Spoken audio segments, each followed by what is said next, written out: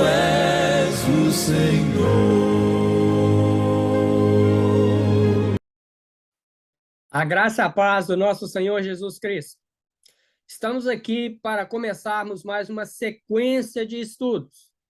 O que queremos propor para vocês é o assunto o que é igreja e seus sacramentos. E o que é a igreja? O que é igreja? Eu vejo que é uma pergunta pertinente hoje, né? A igreja sou eu? A igreja é onde eu frequento? É onde eu sou membro? São perguntas, às vezes, que caem na nossa mente.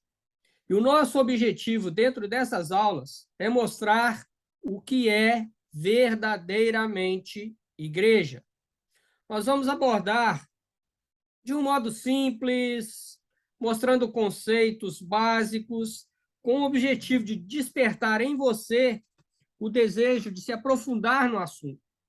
Nós vamos aqui apenas introduzir o assunto, mas você deve se aprofundar para ver as maravilhosas graças de Deus dentro do assunto igreja.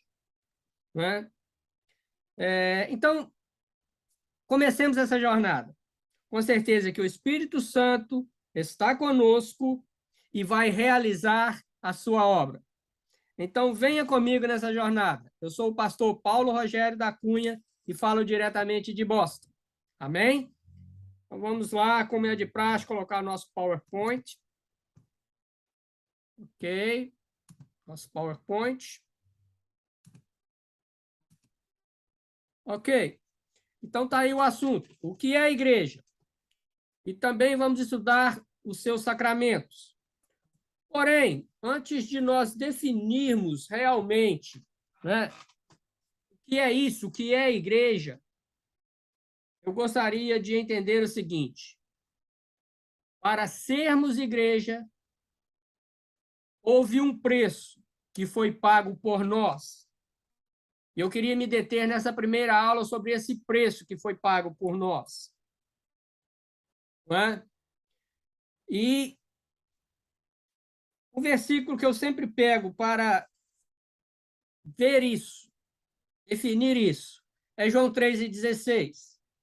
Porque Deus amou o mundo de tal maneira que deu seu Filho unigênito, para que todo aquele que nele crê não pereça, mas tenha a vida eterna. Versículo muito conhecido, né? Mas em João 3,16, né, está incluso a maravilhosa graça de Deus. E foi devido à maravilhosa graça de Deus é que hoje nós podemos dizer que somos igreja. Por quê? Porque é o seguinte, o versículo começa, porque Deus amou. O amor de Deus é essência. A essência de Deus é o amor. Nós vemos isso em 1 João 4,8, porque Deus é amor. Depois nós vemos Paulo descrevendo, né, a essência do amor de Deus, em 1 Coríntios 13. Então, Deus, nesse processo de querer resgatar o homem perdido, ele viu que o pecado tinha que ser pago. E esse pecado a ser pago, ele tinha um preço. E esse preço era preço de sangue. Se nós voltarmos ao Velho Testamento, nós vemos essas figuras. Inclusive, eu tenho uma mensagem, né? O sacrifício perfeito.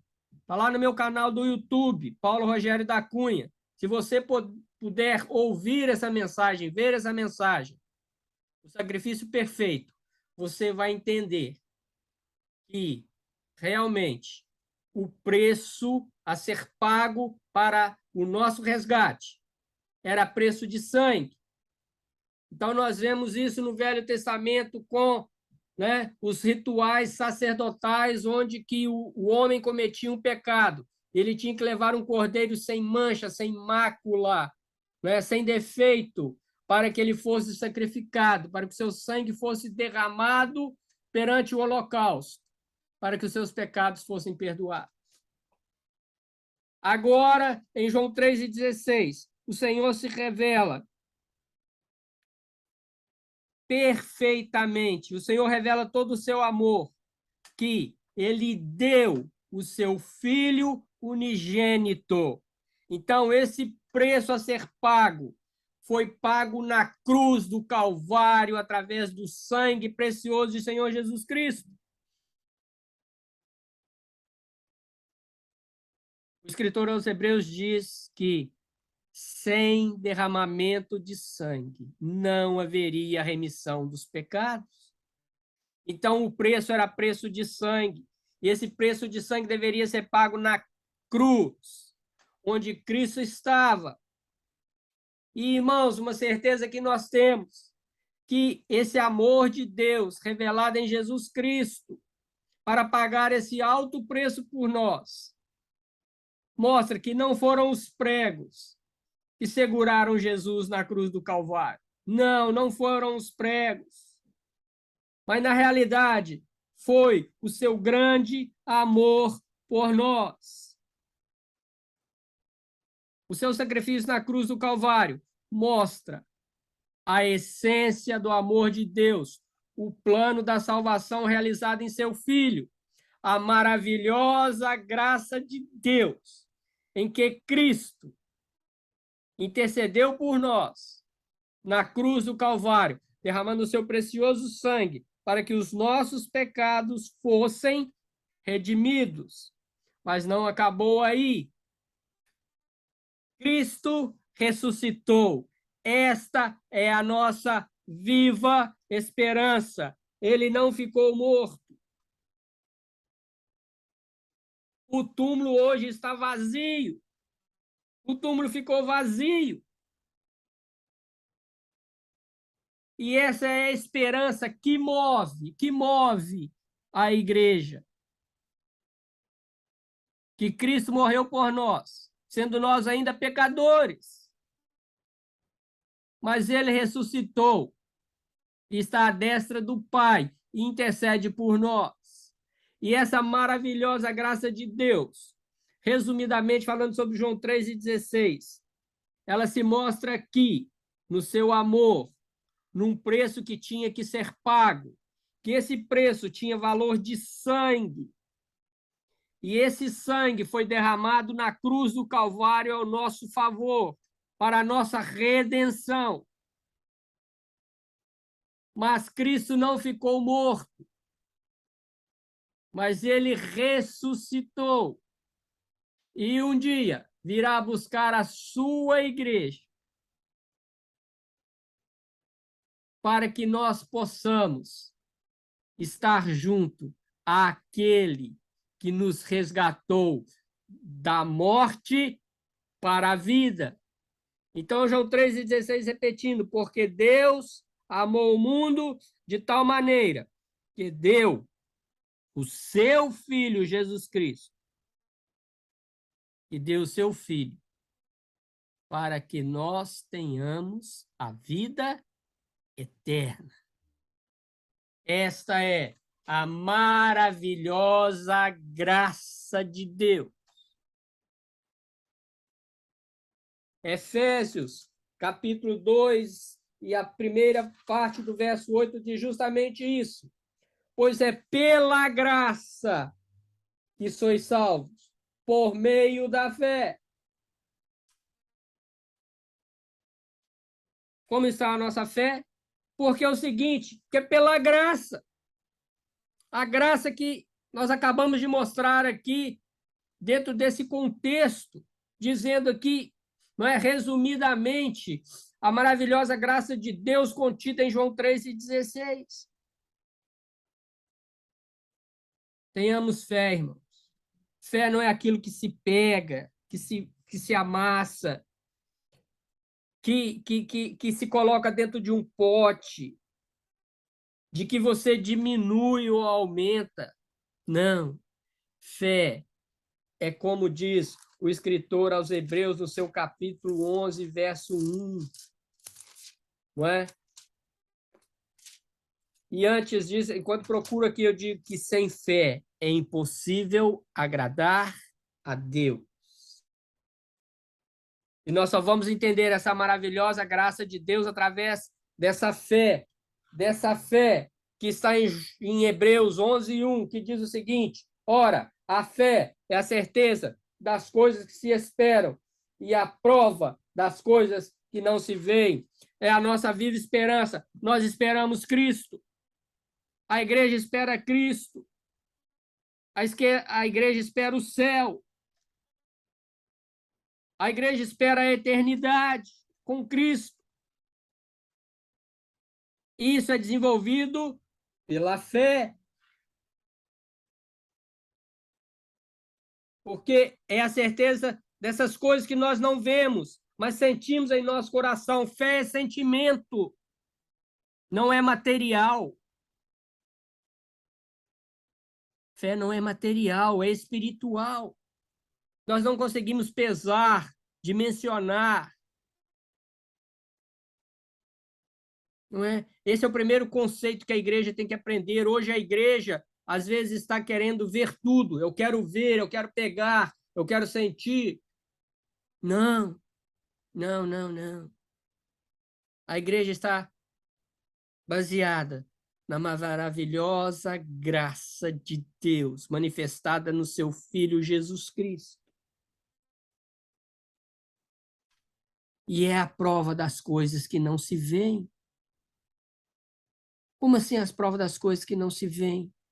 Irmãos, quantas vezes nós nos pegamos, não é? Querendo que Deus nos mostre, que Deus nos dê respostas sólidas em que eu possa pegar. E vem o Senhor Deus e nos traz a resposta de uma forma em que nós não podemos dimensionar em nossa vida, em coisas que nós não podemos estar pegando para guardar, mas sim recebendo, guardando e transmitindo que esse Deus é um Deus maravilhoso e é que a sua graça que está em nós é uma graça maravilhosa. E o que foi pago, irmãos? Sabe o que foi? É aquilo que eu disse. A nossa redenção, a nossa salvação foi paga na cruz. 1 Pedro 1, 18 e 19 diz o seguinte: sabendo que não foi com coisas corruptíveis como prata ou ouro, que fostes resgatados da vossa maneira vã de viver, a qual por tradição recebeste vossos pais, mas com o precioso sangue de Cristo, como de um cordeiro sem defeito e sem mancha. A igreja foi comprada com isso. A igreja foi resgatada do seu pecado com o precioso sangue de Cristo. E aquele que eu disse, aqui Pedro usa a imagem do Antigo Testamento como de um cordeiro sem defeito e sem mancha. Irmãos, nós somos resgatados através do sangue de Cristo. E através daí nós somos feitos igreja. Sabe por quê? Porque está aqui, ó. Isso aqui foi o que aconteceu com o homem. Mas Deus, na sua infinita graça e amor, ele preparou Jesus Cristo para nos resgatar e para nos fazer um novo povo. Porque se alguém está em Cristo, nova criatura é. As coisas velhas já passaram e eis que tudo se fez novo.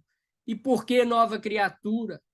Porque no início Deus criou o homem para conforme a sua imagem, conforme a sua semelhança. E o homem era sem pecado. O homem vivia num espaço sem pecado que se chamava Jardim do Éden. Mas ali ele encontrou o pecado. E Deus não convive com o pecado.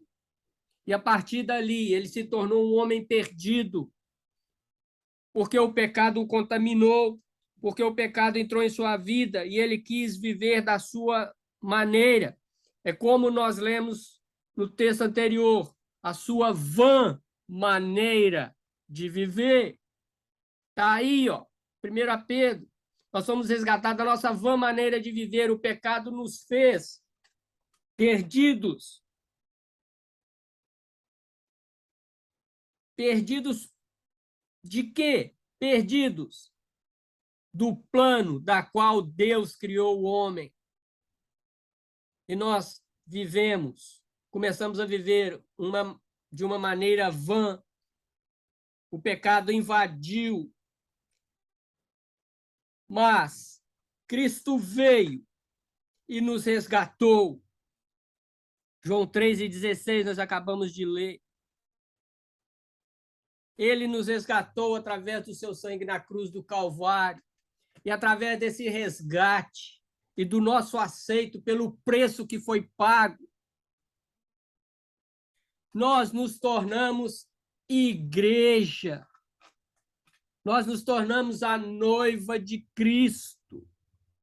Nós nos tornamos o corpo de Cristo. E através desse resgate feito por Cristo na cruz do Calvário, Pedro diz o seguinte, agora sim, falando sobre o assunto igreja, a partir daí, nós somos feitos igrejas, porque aceitamos a Cristo como nosso Salvador. Somos homens e mulheres que somos novas criaturas perante o Senhor Deus. E 1 Pedro 2:9 diz o seguinte, mas agora falando de igreja,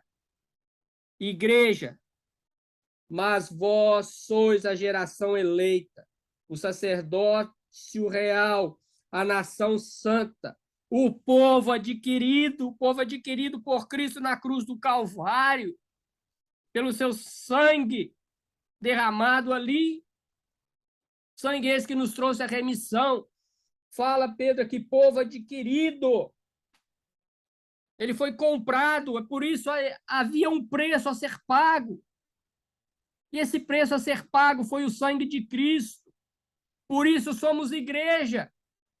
Por isso somos hoje igreja. Mas nós não somos feitos apenas igreja para isso, mas sim para que nós, continuando Pedro 2:9, para que anuncieis as grandezas daquele que vos chamou das trevas para a sua maravilhosa luz. Nós estávamos em trevas, mas veio a luz, Cristo. E Cristo iluminou o nosso caminho. E hoje, a igreja, ela tem por obrigação pregar o evangelho, nos mostrar que estávamos no mundo perdido. Fomos resgatados pelo precioso sangue de Jesus. E através desse sangue de Jesus, que nos chamou das trevas para a sua maravilhosa luz, nós temos o poder do Espírito Santo que nos faz ir e pregar o evangelho. Então, eu queria começar esse tema dizendo o porquê igreja. Nós somos igreja porque houve um preço que foi pago. Nós somos igreja porque foi derramado sobre nós a maravilhosa graça de Deus. Nós somos igreja porque nós entendemos que nós precisávamos ser novas criaturas em Cristo. E agora, como igreja, nós temos a obrigação de pregar o evangelho, de trazer o amor de Deus ao mundo perdido, a esse mundo perdido que ficou lá atrás, no Éden, onde o homem e a mulher conheceram o pecado. Mas hoje, através do sangue de Jesus Cristo, nós podemos dizer que somos livres, que somos pertencentes a Deus, que somos a geração eleita, o sacerdócio real, a nação santa, o povo adquirido pelo amor de Deus, mostrado na cruz do Calvário, através de Jesus Cristo, que derramou o seu sangue e nos resgatou e nos fez novas criaturas. Eu acredito que, da agora para frente, nós podemos começar a entender o que é a igreja. Mas era preciso esse início, saber o porquê fomos feitos igreja. Amém? Que Deus nos abençoe, que faça resplandecer o seu rosto sobre nós e que nos dê a paz. Que Deus nos abençoe em nome de Jesus Cristo. Fiquem com Deus. Até a próxima aula. Tchau, tchau.